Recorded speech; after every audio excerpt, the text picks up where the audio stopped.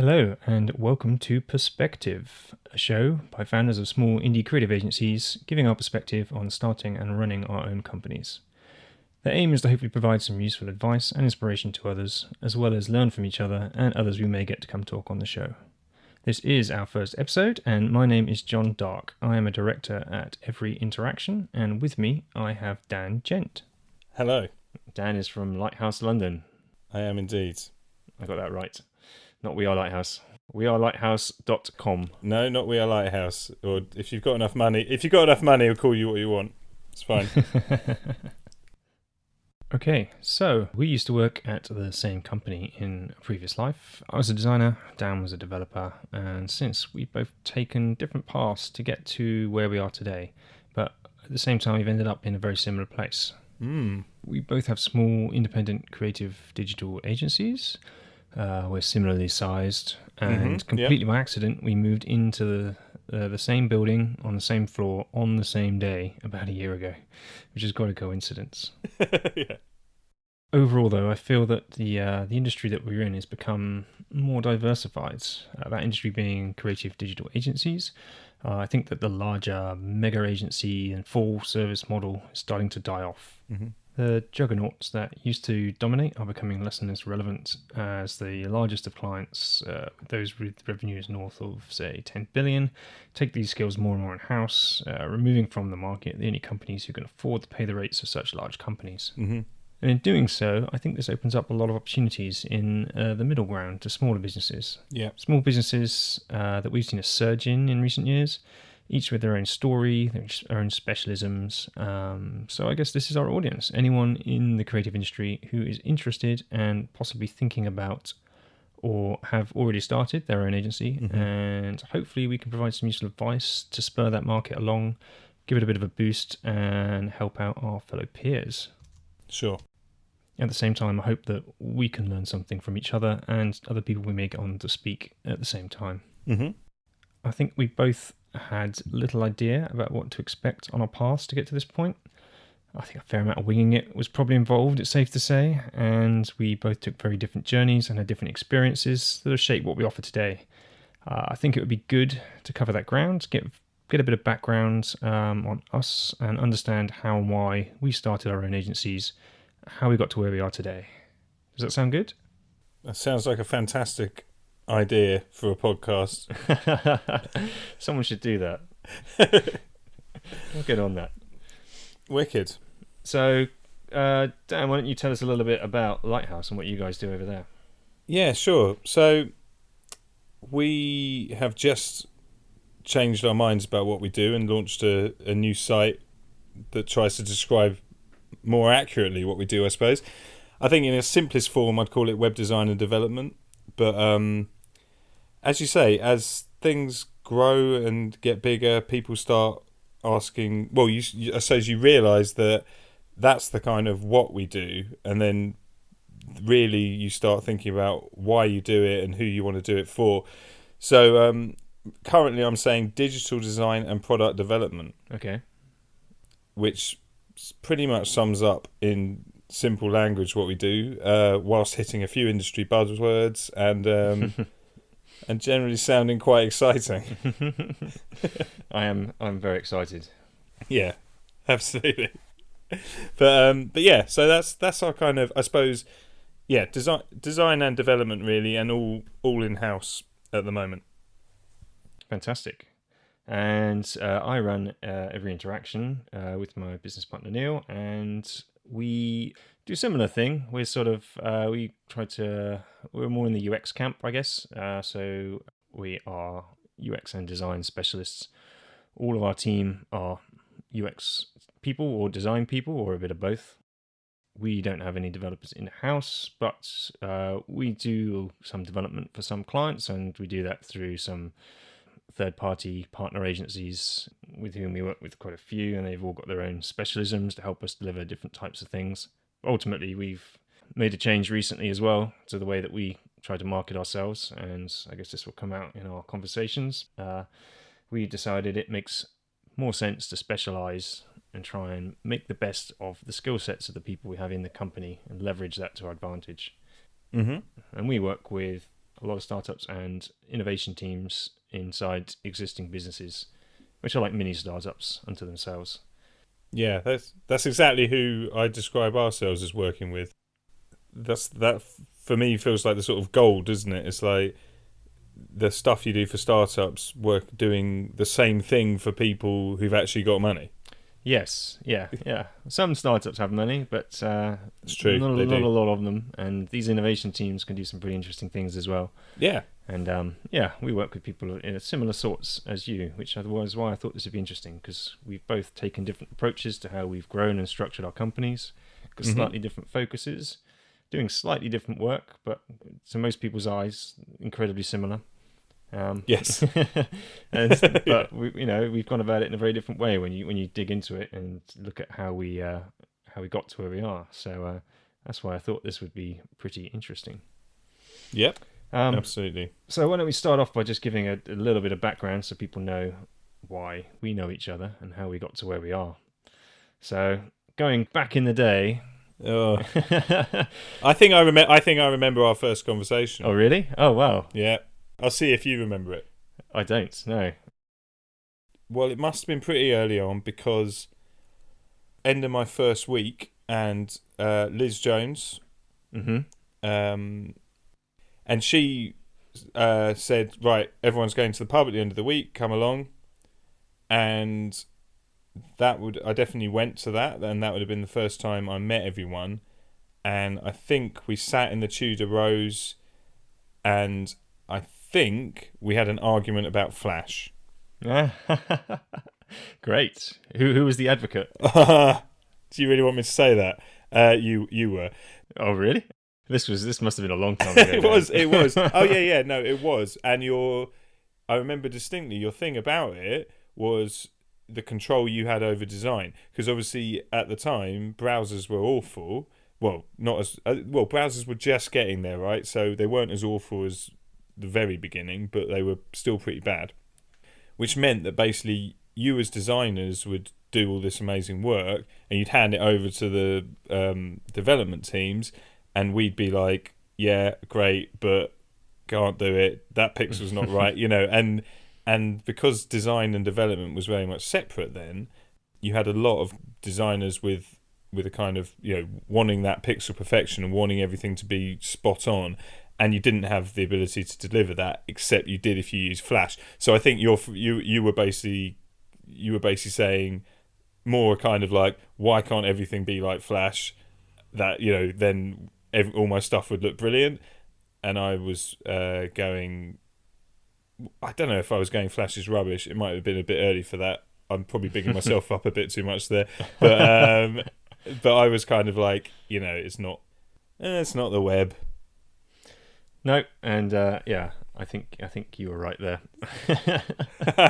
That's why I brought it up. Absolutely. But yeah, back in the day, Flash was a designer's salvation. Yeah. In that we would come up with some great ideas and constantly be told, nope, you can't do that. Yeah. Especially for accessibility reasons, which obviously Flash was not very good at either. No. The real bugbear was always the fonts. I do remember doing quite a few sites and having a Flash cipher to swap out the fonts. Yes, of course. That was the way to do fonts, wasn't it? Yeah. That was the way before web fonts. Yeah, that's how it was either images. You had to generate the images of every, because it was usually just the H1s or something in a page. Yeah, you'd be allowed them. And you'd have to generate a GIF for every title in an entire website. I remember doing that for a several thousand page website once. Or you would implement this cipher technology, which if you had Flash installed, rendered it using any typeface you wanted, but using Flash. And took about 2 weeks to implement. It's one of those ones where it was like someone would just send you a link and be like, oh, this is how you do it, this is how you get any font you want. And you'd be like, oh my god, this is just so confusing. It wasn't just like, any font you want.js as things are now. It was like, you had to understand a lot to make that work, if I remember correctly. And it was also a bit janky because the Flash was always the last thing to render in the page. Yeah. So the H1 would render in HTML first, and then... Yeah. Oh no, actually, it would... Sometimes it would render first, depending on how you implemented it, and then it would get blocked out by a white space, and then the Flash would render back into the white space. Or the H1 just wouldn't be present until everything else in the page had loaded, and then suddenly the H1 kicks in. Yeah, and that was the other thing about it. Like, you'd implement it, and then everyone would be like, "Great, I've got the fonts. Can you stop it doing that?" Oh God, No. I mean, it's like, blimey, this must have been circa 2003. Yes. Hmm. Like, web standards were there. That had just happened. Like, the first when I came, it was like I never built anything, or did I? I'd worked on. I was maintaining table-based layouts, but everything new we did was like web standards. Yeah, beginning of CSS. Yeah, basically. Mm-hmm. And was that MarchCom at the time you were working for? Yeah, I came into MarchCom as their webmaster. Oh, I was called webmaster. I remember. Yes, I remember that being on your email signature or something, or you telling me. Yeah, Maybe down the pub at that conversation. Yeah, which was kind of strange title to give someone at a web agency. Yeah, because a webmaster is normally a person in a company who's in charge of the website, which I wasn't. I was just more a junior developer. But yeah, so I was in MarchCom, who were the like investor. They had a niche, and were they mining it? Well, people's annual reports, basically, it was their thing. It worked. Oh, it works, yeah. Mm-hmm. The only problem with it was annual reports always had to go out at like 7 a.m. because of the stock market, and no one quite trusted automation then. So I'd often be sent into the office at some ridiculous hour to like upload a load of files. It's just all driven off the accessibility movement, and you couldn't just stick PDFs online any longer, so you had to turn them all into HTML. Well, that was a whole project, right? Mm. And they very much annoyed a few accessibility experts by basically going, they hired someone specifically to make things accessible, and then made them turn like 2,000 PDFs into HTML. And it was all just like tables of numbers. It was just absolute nonsense, but a good way to milk big corporations for money. Oh God, yeah. That they thought they had to do to save themselves getting sued. Completely. Yeah, absolutely. Accessibility. Let's have another one of them soon. And I was in, at the time, it was called JKD, and we'd all moved into the same building, so we were all owned by Inceptor, the holding company who bought up a load of companies in the dot-com crash. At some point in that history, the whole thing sort of rebranded and got merged into 26 London. Yeah, we were 26 Corporate. So we never really. They never let us fully in at 26 Corporate. I mean, we got the name. The teams were still kept separate. Yeah, because everyone was still, and I think you might be going on to mention this, that it wasn't a massive love-in. Like, everyone was no one wanted to give up those investor relations reports, and I expect a lot of people wanted to get their hands on them to be billing those. So it was we were just named 26 Corporate. We actually merged in a smaller company as well then to head up 26 Corporate. A couple of guys who'd run a 2-man agency, I think, doing the same thing. 26 Corporate. We were. I think we probably made lots of money, but we weren't as sexy as 26 Normal. We didn't have the pink. We didn't have the pink color scheme. We had a dark blue one. Oh, was it blue? That's right. Yeah, everyone got a little color. No, ours was an afterthought. Mm-hmm. We were the only. No one else got anything other than pink, did they? Probably not. Ours was blatantly just like, here's the new brand. Our clients are going to hate that. All right, have blue. That's what I think probably happened there. So they all got rebranded, and then I think they tried doing some more merging, didn't they? They had some other companies in the group. I think they all got Arnold Interactive, and they sort of just smashed a load of companies together. That always goes well. And there's a few key people left, didn't they? And it all sort of started to fall apart at the seams, as happens. It did. And it did. Just sort of lacked some real leadership. Yeah, from what I know of it today, I think that everyone just ended up leaving. And after a while, I guess everybody leaves after a certain amount of time passes. Yeah, I remember there being what we termed. Do you remember there was a balcony at the back, like on the second floor or the third floor? There was a balcony, like a big balcony where you could fit sort of 20 people out there. Really, yeah. That became the recruitment balcony, And basically, I just remember there being a period of about a month where at any one time there'd be 2 or 3 people out there on their phones, clearly talking to recruiters. If anyone's phone went off, they'd like grab it, look at the screen, and then leg it out to the balcony. To the point where I was considering installing a kind of like a counter, sort of like the recruitment balcony, this many pounds salary negotiated this month or something. You know what I mean? Like that would tick up as people went out and secured themselves new roles. Make it a feature. Yeah, absolutely. But yeah, no, it did kind of. I don't know which one of us left first. Was it me? No. Yes, it was me. Similar time. I can't remember.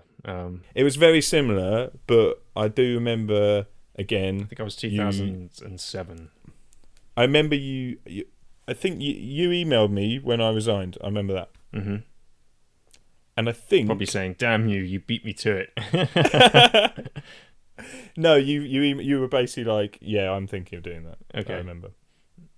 But yeah, I sat down with my boss at the time, and we were like, I don't know what it was. It's like, I don't know, like me at the time, I don't know why it was suddenly no good for me anymore, because it's not like, I don't think what I was doing, it was just the sort of atmosphere, wasn't it? Like it was still probably good for my career to stay. Like people who stayed there for another couple of years suddenly were like, had like the paths were cleared for them to become really senior. Yeah, you know what I mean? Everyone else left. Yeah, yeah, completely. So it was actually there's a mass exodus. Yeah, totally. So I don't, but I just think I just got fed up of the sort of the type of work and stuff.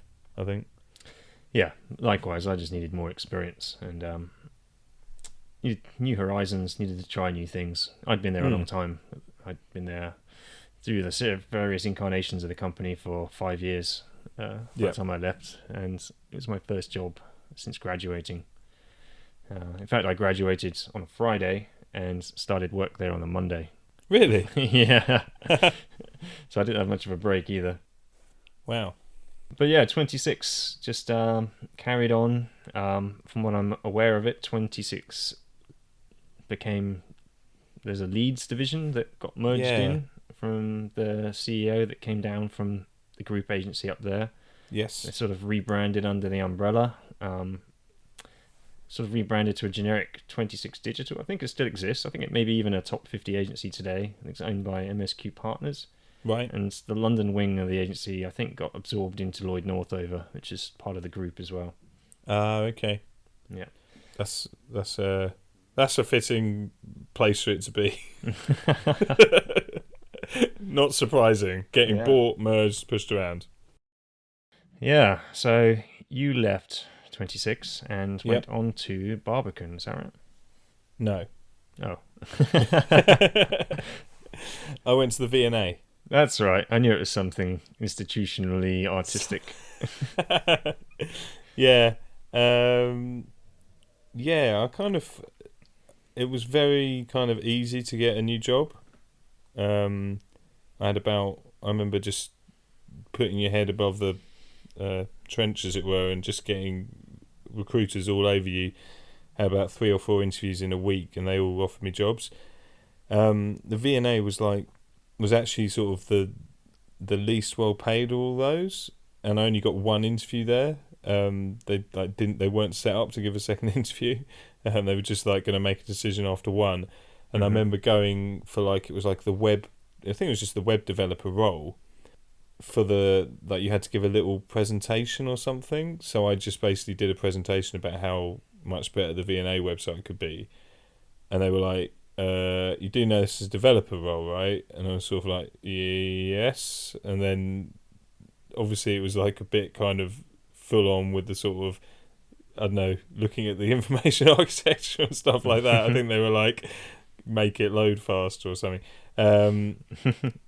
But yeah, I went there, and I just wanted to do something that was like the opposite of the agency, and like just, I think I was quite into the idea of just working on one thing and making it really good. I remember saying to the guy that hired me, when I demanded a second phone call to like ask some more questions, because it was just like, I'm not taking a job without, I hadn't even seen the office or anything. So I rang him up, was like, is there a window in the office. He was like, "Yep, there's a window." I was like, "Okay," and then I was kind of like, "Are we gonna like actually change the V&A website? You know, sort of, are we gonna actually make it better?" And he was kind of like, "Yeah," but that wasn't true. So yeah, it was. I was only there about 7 months, 8 months. Okay. It was a bit of a disaster. Oh, okay. I mean, it's not quite a disaster, but you know, you don't want to. That the pace of things there, it's not the place to be for your second job. Right. Yeah. Jumping from an agency to one of the Yeah. slower paced client side jobs you could probably imagine. Yeah, you see, that's it. I had no experience of. Well, actually, I had worked public sector before, but I was obviously at that time very into the fact it was slow and no one cared when I turned up. But this time I was like pretty motivated, and no one else was on the same wavelength. well, people were, but there's no. Right. You're not getting anything done. You know what I mean? There's no way of doing anything. Yeah, I left after about 7 months. I remember being like really upset at one point. I remember being like crying in the office to my girlfriend at the time, Wow. now my wife, being like, you know, this is just being so just frustrated. I was in like an office on my own. Like the guy that hired me left about 2 months later, so it's just me as like head of V&A technical for about 4 months, and then the opportunity came up. Like they were obviously hiring for that role. And so I was like, well, okay, this at least is something motivating. You know what I mean? Like, I could be, you know, technical manager of the V&A website. The interview came, and I just knew in the interview, I don't even want this. So there's no way they're going to think I want this. I don't know. They asked the questions, and you know, like, what's your management style? And it's just like, this is awful. You know what I mean? Like, what? And the guy annoyingly, well, not annoyingly, because I did the right thing in leaving, but the guy they actually hired, he was actually really good. He was just right, like, and so I only worked with him for about a month because I was on my notice. But I think he went on to actually be part of the redesign because he's had enough skills to get things done. I wasn't quite good. Like the me of like 5 years later would have just got on with it. You know, I would have actually started. You know, I would have got on the server and just started changing stuff. You know what I mean? But I wasn't quite at that point. So yeah, no, that didn't go well. But yeah, where did you go straight afterwards? I went straight into freelancing, so I too wanted to go, you know, a bit client side and try some other things. So I think initially I wanted to try some other agencies, but that didn't turn out to be what I did. I just wanted some more experience in general, and yeah, I liked the idea of being able to work on one thing in a more focused way rather than just a project. So the first place I went was Word Tracker. Oh yeah, which is a friend of Seb's. yeah. Well, Seb, I've referenced already as the boss back at 26, who we kind of all decided to leave at the same time. Yeah, good guy. And yeah, he connected me up with friends of his, the Mindell brothers, who ran this word tracker keywords research tool. One of the biggest online at the time. So, yeah, they're really nice guys, all working in Ruby. They had like a proper agile development team on the go, which for 2007 was kind of new. Yeah. And yeah, so was Ruby. Yeah, it was just nice to work in the middle of the team, working with a couple of people really closely, day in, day out, thinking about how to make this next generation of their product and really focusing on the user experience, basically. Yeah. We were sort of rapid prototyping, I guess, as well. So I was just designing things up, and the next day they were built, and we were testing some things out, and it was really good. Not the V&A then. No, it was a really good experience. And it kind of got me hooked on the whole freelancing thing. And I thought, wow, this is great. And I must have worked there for quite a number of months, maybe 6 months or so. This is when I started doing some traveling. So I was getting hooked on the idea of doing freelancing and then taking a lot of time off and visiting places in the world. I got a little taste by doing 3 weeks in Costa Rica previously, and then did some freelancing, saved up enough money, and then started taking 3 months off a year, basically, and going to different parts of the world. Nice. And freelancing in between. The next gig was another was a tech startup after that. So I went to work at a place called MyDeco, which was a new startup by the founders of lastminute.com. Okay. So mostly run by Brent Hoberman. So they had enormous backing, as was easier to do with startups back then, and also having a proven track record. Yeah, I worked on that for, blimey, it must have been 9 months before it even launched. Right. And I left just as it was launching. And they had a huge team of people. Well, I say huge, but for a startup today, they must have had a team of 20 people in the UK working on it, Right. and then a team of developers in Ukraine, I believe, and a team of 3D artists somewhere else building all these models to work in as part of their business model. Yeah, it was really interesting, and I was working mostly with the community manager. There was another designer on site who was my boss essentially, and she was in charge of the overall design, and I was helping largely with the community angle, which was really interesting because there was some more sort of UX problems to solve there. I felt Okay. really getting it all ready to go live, and working with the dev team to get it all built. Yeah, it was pretty interesting. Yeah, wow. That's two very nice pieces of experience. Yeah, it was. And being a successful startup, because they sold last minute, as it happens with these things, when the companies get sold, a lot of the talent will get poached by the same people when they do the next startup. So a lot of all the best people came from last minute and went onto this project essentially. So there's some really talented people working there. It was really good, and they all knew the drill because they'd done it before. They're all seasoned startup people. They've done all the stuff. They knew what they had to do. They had a lot of funding behind them, and I learnt a lot. It was really good, and also made a lot of connections and friends. Yeah. As happens, those people have all gone off and done other things. A lot of them have gone to do startups of their own or gone and worked at other startups. And that was the inception of every interaction. Or before that, my own company that I formed, which gave me connections and the knowing enough people, doing enough things to get enough work in to get the gears rolling enough to justify starting an agency. Right. How did you move from what you were doing to what you were? So the VNA was not so I left there very quickly. I suppose the one thing the VNA did do that possibly started the thought process about agency was I sat across the table from a lot of agencies there who were pitching to do VNA. Like every time they did a microsite for an exhibition, they'd pretty much put it out to tender. I remember. Which obviously, I remember tendering for one. Did you? Yeah. Right, okay. Well, it annoyed me greatly because I was just like, why can't I do this? Like, you know what I mean? Why are we getting an agency to do this work? You've got me here. Yeah, what I did see was, just kind of agency after agency come through the door, and I just thought these guys are. I felt sorry for them because they just got taken advantage of by the VNA. They were coming in with full spec work, just to the hilt. Like you couldn't get in the door without basically having designed the microsite for free, and then they just chose the one they liked. Those were the days. Yeah, I mean, I didn't like that because I was like, this isn't fair. But also, I just looked at them all and I just thought, I can do what you guys are doing. It's not, you've got a funky business card, but they were either a load of bluff, you know what I mean? It was just like some slick talking dude who just didn't know what he was talking about.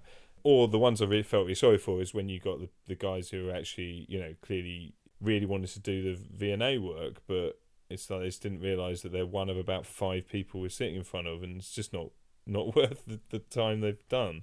A lot of the agencies doing that kind of web work back then were graphic design agencies who had taken to web, didn't really understand it as much as a digital agency probably should, and may have looked nice, but definitely wasn't always that great to use. Oh, well, completely. And also my first job at the VNA was to the VNA server was sending out a load of Viagra email because these agencies would just do these microsites, and they would just they all had little competition entry forms which basically was just massive vulnerabilities, and essentially just the first thing we had to do was go through all the microsites, finding, like, turning all them off and like finding all the ones that were compromised. It just was ridiculous. But the solution to that, the V&A, was, well, next time they're pitching, ask them if it's going to be hacked.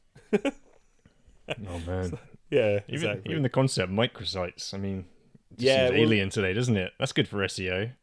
yeah, completely. Well, they had one for every exhibition. They had so many of them, and they're all the same. But they all had a photo competition. Every single one. Upload your photo, which they build every time. Like, they get the agency to build that. There was no reused code. But anyway, so enough of the V&A. I left there and went completely the opposite end of the cultural spectrum to a company that did ringtone clubs, Yeah. like the Crazy Frog. Not the Crazy Frog. They wish they were the Crazy Frog. They weren't, but they wanted some Crazy Frog money, right? And that was a very similar vibe to 26, really. In the, like, again, I was in with a load of really talented people, like, who were kind of better than me again, that was the problem at the V&A. It's like there was no one there. There probably were, but I never met them. And there was no one there that, like, shared my vision for it. I'm not saying I'm better than all of them. No one to learn from. Yeah, completely. And I think when I left the V&A, the job interview process, I had my first interview where basically the guy was like, "Yeah, you're not good enough," because I didn't know, like, enough. I was never, like, classically trained, if you like, in programming, so I never did, like, computer science or anything. So mine was all very learnt on the job. So, like, the guy sat me down and started asking me some, like, principles of programming, which I just never come across. So suddenly I was like, oh god, I actually need to learn all this stuff if I want to be a programmer. But then I went into this place as, like, the web developer, so it was the perfect role. Most of the people there were working on back end systems, the systems that sent out the text messages, build the poor unsuspecting people, manage the content, and served it up when someone actually did download a ringtone, which was hardly ever because no one knew they were signed up. And so I was, like, the guy who was going to, like, be the transition between those guys and the website. So it was a really good role. So halfway between marketing and the developers. And pretty much exactly the same thing happened in a slightly different shape. They got bought by an American company called Playphone, who just, I mean, God, you didn't imagine buying. I don't know how much the deal was. I think I heard figures of, like, 8 million being banded around. Imagine buying a ringtone and wallpaper company essentially at the same time the iPhone's coming out. It was just like, it just did not go well for them. Oh dear. And then on top of that, they went into, like, they wanted to rebuild all the systems. So the only good thing the company really had was that it had this system that could handle billing 10,000 phones reliably. Like, it was really, like, the coding was all really solid. Okay, so it had a pretty robust back-end system. But they wanted to rebuild all that. The Americans wanted to rebuild it. And they went into, like, a 18-month development cycle and never came out of it. I think Wow. the American company's still open, but the UK, the Europe bit that we were in, just, like, got closed essentially. So, like, they spent 10 million on it and then just closed it. It was ridiculous. But again, out of that, while I was there, I just, alongside it, was doing, well, basically Lighthouse is all because, so I too work with a business partner, a guy called Tom. And I mean, I've known Tom since school, and essentially he's quite unassuming, but he's really, like, he just does stuff. He wants to be a DJ, or wanted to be a DJ when he was younger, and it's just like, he didn't really, like, go on about it, but he just, like, became a DJ. He, like, he was DJing around the place, and he just gets into stuff and does it. And I think a couple of times in our lives, because I've known him for that long, it's been like, oh, you should do this with me, and I'd be like, yeah, wicked, I can do that. And so, we did it at school with, like, we, like, wrote a fanzine together, and we, like, formed a band together, and we were, like, wedding DJs as well at one point in the thing. Because again, that was because, like, someone asked us, we were DJing at a party, and someone went to me, oh, I'm opening a club, I'm running a night, will you guys DJ at it? And I was just like, of course we'll DJ tonight, we're amazing, give me your number. So got that, and then the guy texted me the next day and was like, it's not actually a club, I'm getting married, will you DJ at my wedding? And I was like, no.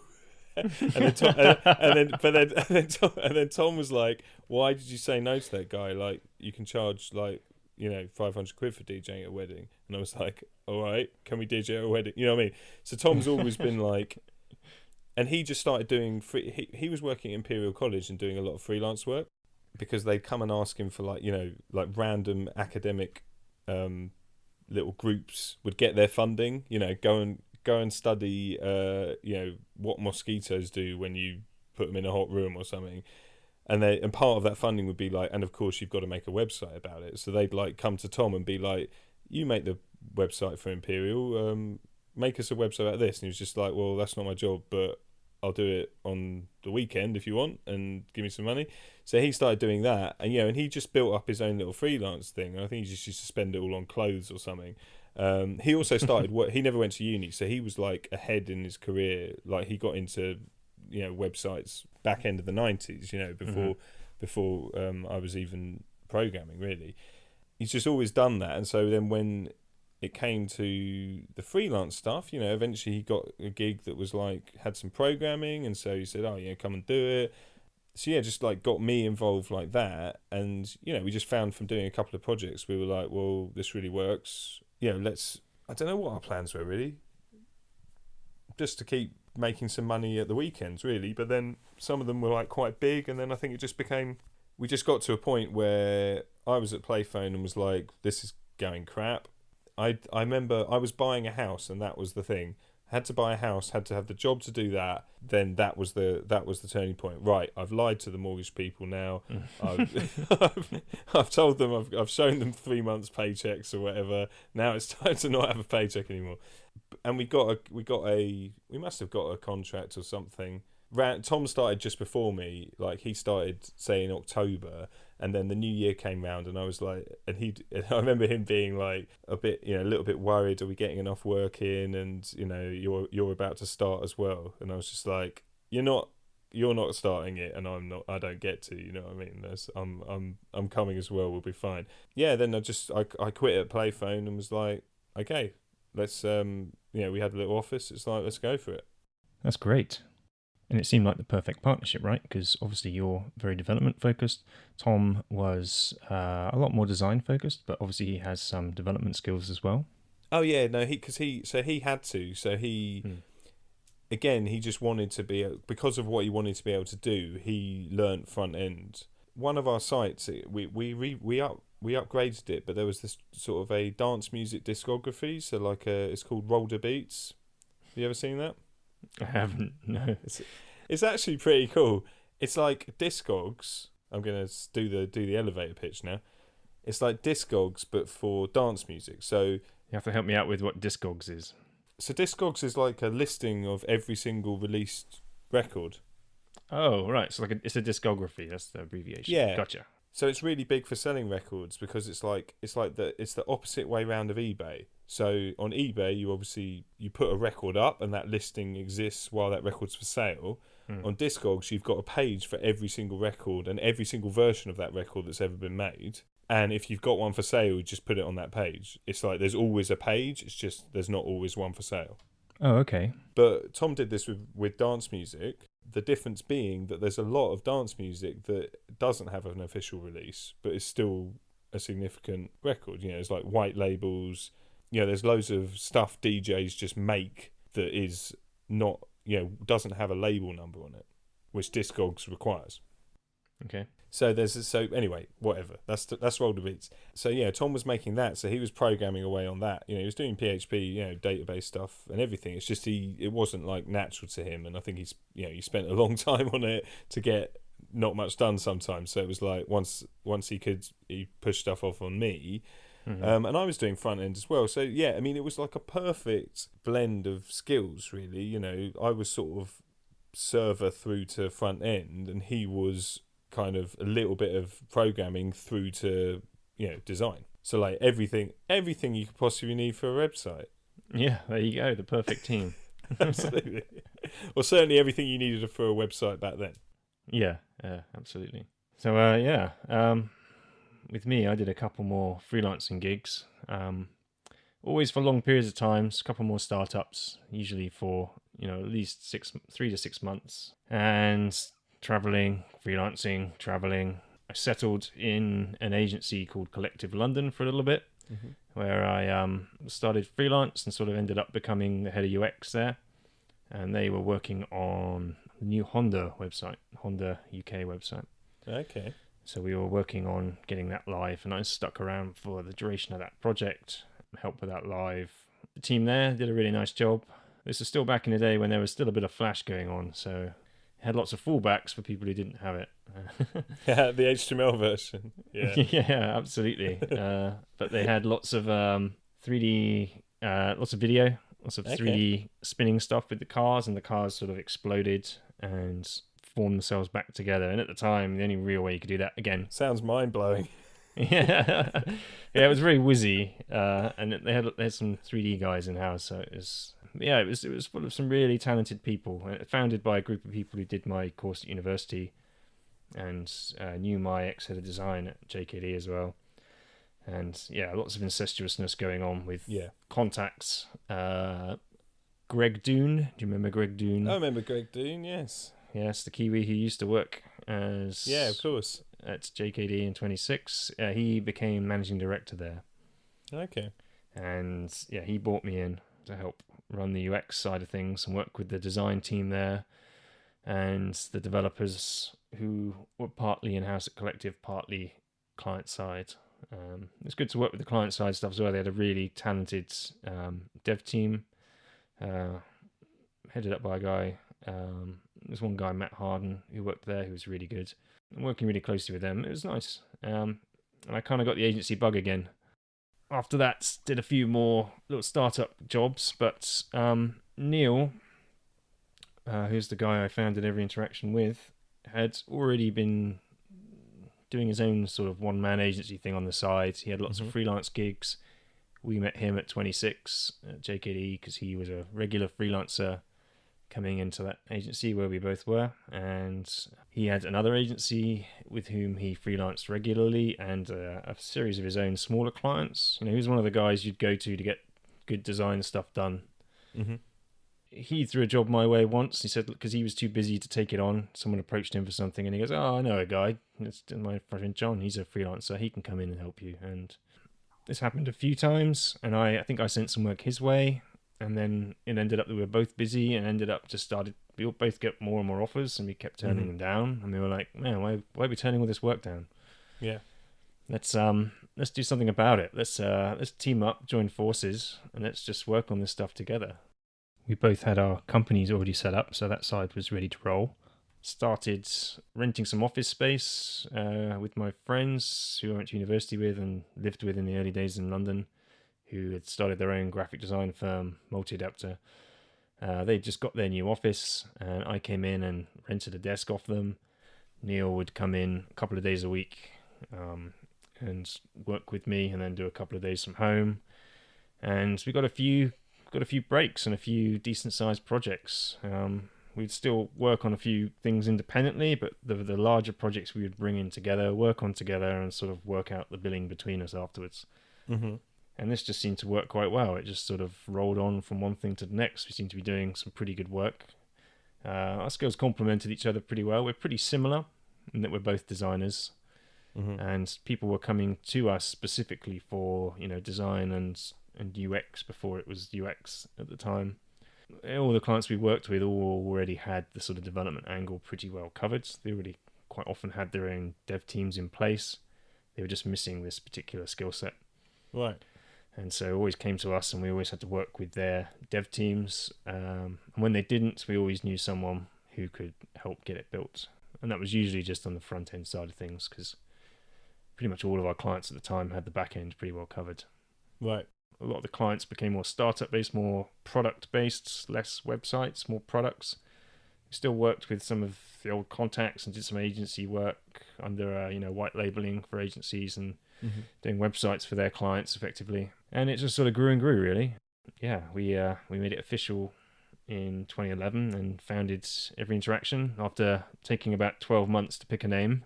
And we decided about 12 months before that, yeah, this is a thing. We need to make this official. Yeah. We need a name. And a hell of a lot of procrastinating went on, I can tell you. God, there were some awful options. And we got the domains.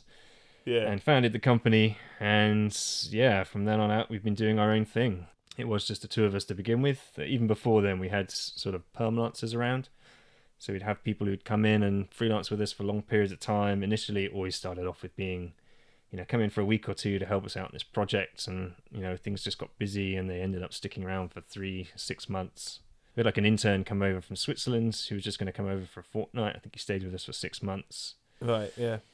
A friend of mine, Mikhail, who was a freelancer, he came and I think he was going to be meant to be with us for 2 or 3 weeks, and he stayed for at least 6 months. That's quite, yeah. Yeah, we just ended up working with quite a few people regularly, so we had a bit more resource around and kind of got used to that as well. Yeah, moved offices quite a few times, and then just started hiring people. Basically, we got to the point where, right, we need some more permanent help around. Freelancers are good. We still had a permanencer who had been with us for a couple of years at that point, but then we needed more people. It started to make sense to think about full-time employees. Started to make financial sense as well because we needed this full-time resource. And just started growing the team out. Hired some designers, and we're 5 people today and looking to hire. Yeah, so are we. So what's interesting there, I think, is how quickly you were using freelancers, because I think that for me, I couldn't get the project value. I don't think we could get. Well, maybe we could. We didn't guts or whatever you need to say big numbers to people. I think we were too cheap to use freelancers at the beginning. Right. Did you just say, I have to use freelancers, therefore I have to charge this? Not necessarily, no. I mean, I got to our rate because of what I was charging as a freelancer, and I wanted to at least make that back. And I was charging quite a lot at the time because I was relatively senior by that point and didn't want to take a cut in income. Yep. But the earliest freelancers we brought in were probably quite specialist. So we did some work for Monocle magazine, for example, and we needed to do some illustration and animation to help bring alive some campaign stuff they were doing. They weren't direct skill sets that we had between us. We could do some basics, but we weren't experts by any means. So we got some friends to chip in, do some freelancing for us and get some of the things that we couldn't do. So we just sort of directed it and steered the whole thing whilst they were doing a lot of the work. And those things needed to be integrated into a wider design that we were doing ourselves. Right. I think probably it was a big advantage that you had been freelancing yourself as your only wage. Yeah. Because I think that's what we were freelance before. We did evenings and we did weekends, but it was, started off as beer money, really. And I don't think we never had, until we started, we were never pricing ourselves to make our wage. You know what I mean? We were kind of we had our wage and this was extra. So when we started Lighthouse, we didn't have a sense of what we were worth, I suppose. So I think that meant that growing at the beginning was quite slow, because we would be taking jobs that probably that didn't pay what they should have. But I think the interesting thing with both our things as well is, and I don't know if this is why you did it, but one of the reasons I wanted to start an agency was because every agency I saw wasn't run by someone that did the work, wasn't run by and I was just like, well, how can that be? How can you have someone at the top of it? This thing is so important to me. I mean, now I know that you don't need it, and obviously I should have looked around then and seen you don't, but I just felt like this work is so interesting to me and so important to me. I don't understand how you can run a company doing it and not understand it and not have done it. I think that's a matter of scale. I think if you were a 30-person company, you wouldn't be doing the work. You would be managing it and running it. And you wouldn't need to know how to. Well, you would. I think it's important to. This is I think an important thing to your point is the agencies from yesteryear, the one that we used to work for, like 26. Yeah. They were run by business people. Yeah. They were salespeople. They were marketers. It was their job to sell in the agency's services at client meetings. Yeah. And then they didn't, seemingly from where we were down in the trenches, do much more. But they didn't actually have the knowledge of how to design and build a website. And the new generation of independent agencies that are coming today are founded by people like us who did the work, because we've been through it. That's the point. The people who ran the businesses at the time were, probably in their 40s, and they haven't had a chance to have a career designing and building websites because they didn't exist. Yeah. As they were coming up through their careers to get to the management positions that they're in, they couldn't have done those tasks because they weren't in existence.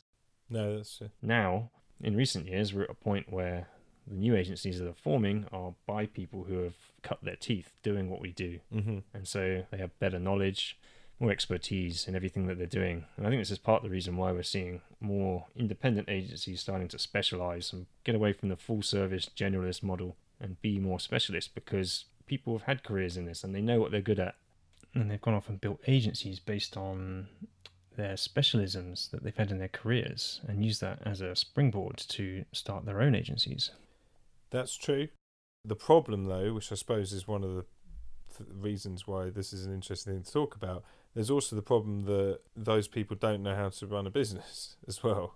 Well, that's why we're here, yeah. Yeah, I mean, I think, and for me, that's I think it's quite powerful. Like, if you get to where you are by the quality of your work, because that's all you know how to do, you're then, if you can then not go under because of some ridiculous like cash flow issue or something, because generally that's the sort of thing that will take you out.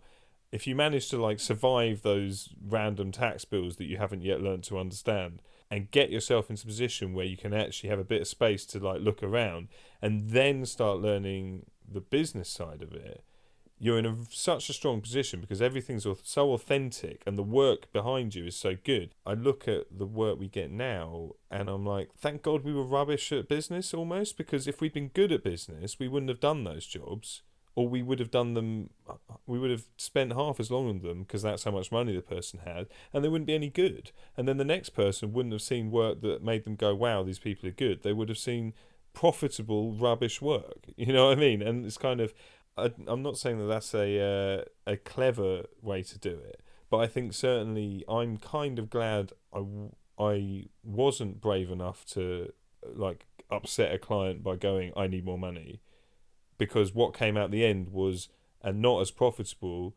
and sometimes not profitable. Well, it depends how you classify profit when you're paying yourself, but great piece of work that then that's what the agency got built on. Yeah, I agree. And it builds a reputation and a level of trust with the clients with whom you're working. And internally, it's the demands you then put on the next projects, isn't it? I mean, now we have people working for us. They know they're here because of what they've seen, and they want to do work of that quality. And now the pushback is on me and Tom to find the right work at the right value. Absolutely. That's the challenge. And I don't like it. Well, that's what we'll talk about. I think we can learn a lot from each other and help other people as well by talking about this stuff. No, absolutely. Good. So when did you found Lighthouse? So 6 years ago, in March is when we started it. Okay. So Tom came first and you joined second. Yeah. After you got your mortgage. Yeah, absolutely. After I got my mortgage. And then we did way too long in a shared office in Clapham North. Oh, I remember. Mm-hmm. Yeah, we were there for about 3 or 4 years. As I say, it just took us ages to get going. And I think, it took us ages to get serious about how we wanted to grow it. I think we just got into doing the work and we were busy, so we thought, we didn't really, worry about it. Then my wife got pregnant, and that was a point of being like, okay, we need to be in a better place in a year's time than we are now, or I'm going to have to go and earn what I can earn on the open market, which is a lot more than we're earning. And that was a great little boost for us, and that probably took us towards hiring our first person, which I think is another boost. And I just think, the way we got to being where we are now and charging the right money for and picking the right jobs is because we kind of forced that pressure with our lives, forced that pressure on it. And if that pressure had come earlier, we'd probably be bigger now, and or not necessarily bigger, but we'd be further down the line maybe. Mm-hmm. But that's fine. That's again, that's how it happens, and you get. I just like we just definitely spent a lot of time before we had to learn the business side of things. That's the focus now, is to to kind of get good at the business side of things, really. So what was the turning point when it suddenly became real? It's probably the pregnancy, to be honest. Okay, wow, that's good. It's a dramatic turning point. But by that question, do you mean when we decided that we're definitely doing Lighthouse? Or... Yeah, when you decided this is what we're doing, we are doubling down on this. This is going to be our future. Okay, that would have been that would have been earlier. That was basically when we went into it. I think we thought that we were sort of blindly confident that it was all going to work. Yeah, and takes one good piece of work, right? Yeah, I mean, I don't think I would ever pull the trigger on doing it with the work. I think the actual project that made us go for it was like a sort of $4,000 project or something like that. You know what I mean? Just something where you're like, oh my god, maybe slightly bigger than what we've been doing, but now it'd be like, oh no, that's not enough. But what did happen was, in the time that Tom had been full time, he'd actually done some work with Seb, again, another mensch for him, but he'd done some work with his company, and we just realised, that if you need work and you can do a good job, you're probably going to find work. Yeah, absolutely. You just got to know a few people. You need some connections. You do, absolutely, and you need to be good at what you do, and that's the winning formula, I think. I mean, for us, I think a similar thing. Quite early on, it was just this is the right thing to do. After we had a couple of regular clients who would continuously come back for more, sort of clients with products who are continuously evolving them, and clients who are doing more campaigny based stuff, and it was regular enough to think, yeah, these people keep coming back, we can start to rely on this income. And then probably finally, when we got a break and got a decent sized project that was paying enough to warrant bringing in a bit of help, that's to me when it felt like this is really worth investing everything I've got into. It took a bit of convincing to get that client. The usual way at the time was to get a brief, go in and have a sort of workshop, and then instead of doing like a big proposal and trying to spec it out, just go, give us 3 days, give us 4 days, whatever we thought we needed as a trial. We'll go away, we'll put down our initial thoughts on this and come back with something. If you like what you see, let's talk further. If you don't, just pay us and you don't have to see us again. Right. And I did that quite a few times on quite a few projects, and every time, we came back, we really put some effort in, put some really good quality thinking into what we did, blew them away with all the ideas every time, and they were like, man, these guys know what they're doing, and instantly signed us on and just got a reasonable amount of consistent work. That's the winning formula. I mean, I think we've always been, we either win work or we don't. But, it used to just be, you came along and you were kind of either like, wow, Tom and Dan are great and we really enjoy talking to them and I want to do the project with them. Whenever we had to like put down proposals or anything, it was like, well, you haven't understood us. Like, you know what I mean? Like, if you want to read what I've written on a bit of paper rather than sit in a room with me, then someone else is going to get this. But, I think that was, again, you can only get so far like that. But definitely, I think getting that proof involved is that you hit on a winner there pretty early. Yeah. Do you still do that? Occasionally, if people are hard to convince. We haven't done it in a very long time, I'll admit. But we will sometimes people have like a micro project of sorts up front, a small focused bit of work that they want to do, and they'll instigate the process by saying, this is what we want to do. It's a sort of a test. There's lots more ahead if things go well, but we need to make sure we're working with the right people, and the best way to do that is to work with them and see what they do. And it works pretty well. It's sort of paid pitching with one person in the pitch. Yeah, completely. It's essentially what it is. You're pitching to keep the business, and it worked for a while, and it certainly helped us get quite a few early projects through the door. Yeah, these days, not so much. I think the body of work we've done to date speaks for itself more today than it did at the time. I guess we just didn't have as much to talk about, and we certainly didn't have a website that was much good at the time. We still were doing PDFs that we were sending off to everybody to say this is the stuff we've done in the past, and then taking people through it when sort of first contact meetings. Sure. Before the days of having a half-decent website to explain these things. Yeah. Things change, and I think it'll be good to talk around those processes, winning new business, and how we go about it today is certainly a topic I'd like to cover in more detail in the future. Oh, yeah. But yeah, so today you're 4 people.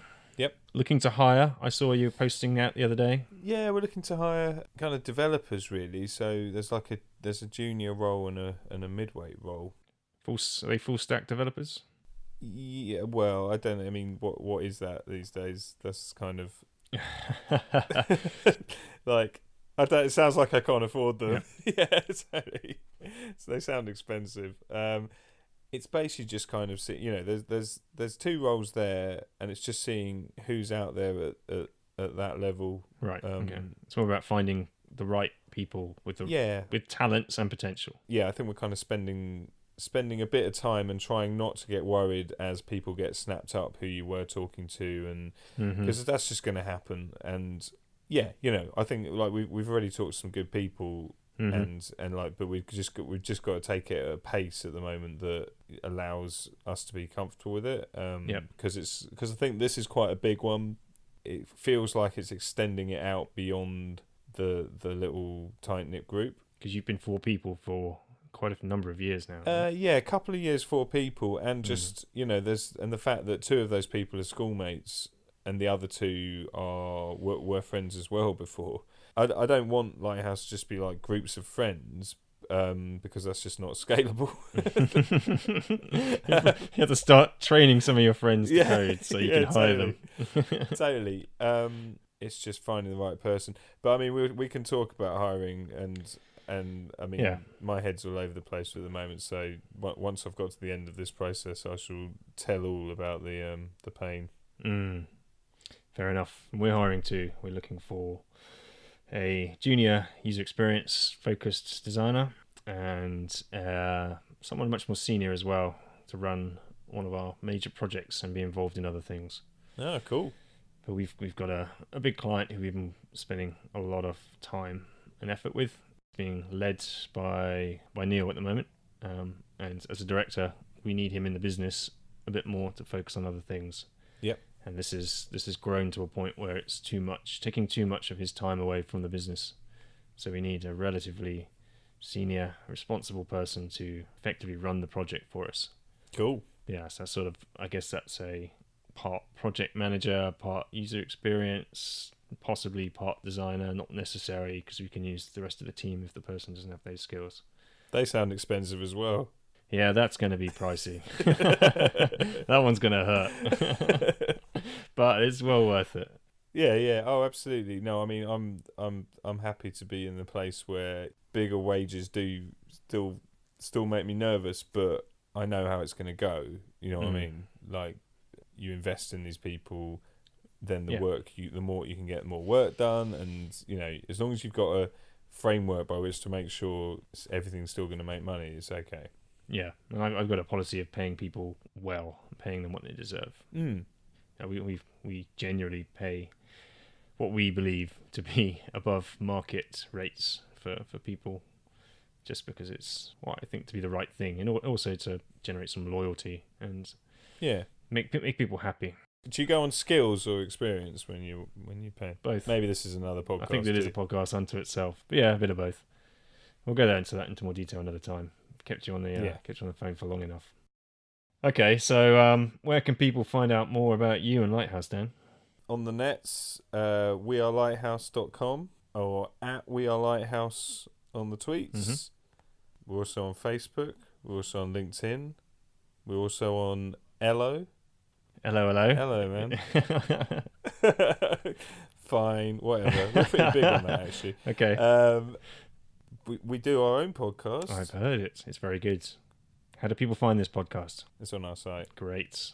Oh, it's on iTunes as well, but... And I like the new website as well. It's very good. Oh, cheers, man. Well, it isn't launched. Is it launched? Yeah, it's out the door Oh, now. Fantastic. Great. I saw the beta and I loved it. Superbly, it had a couple of PHP errors, like, because when we put it onto a server that didn't like something, you know what I mean? Just a live production thing that didn't have the right thing installed or some such. I understand what I'm doing. And quite superbly, a guy who we've got a job interview next week spotted it like about half an hour after we went live, and like emailed me, like explaining it and explaining how he's debugged it and telling me what was wrong with it. Wow, that's brilliant. Wow, I like that's it. yeah, that's a nice foot in the door. I like it. Good. So check out Dan at We Are Lighthouse, and every interaction we are at everyinteraction.com. Every interact on Twitter, because every interaction is 16 characters and Twitter only does 15 character names. Damn it. Lack of foresight. Oh, just one character too many. So every interact, and we're pretty much that on everything social. So yeah, find us there. And this podcast is hopefully going to be available on iTunes eventually, once I get it submitted. In the meantime, it is available at perspective.fm. Whoa. Yes.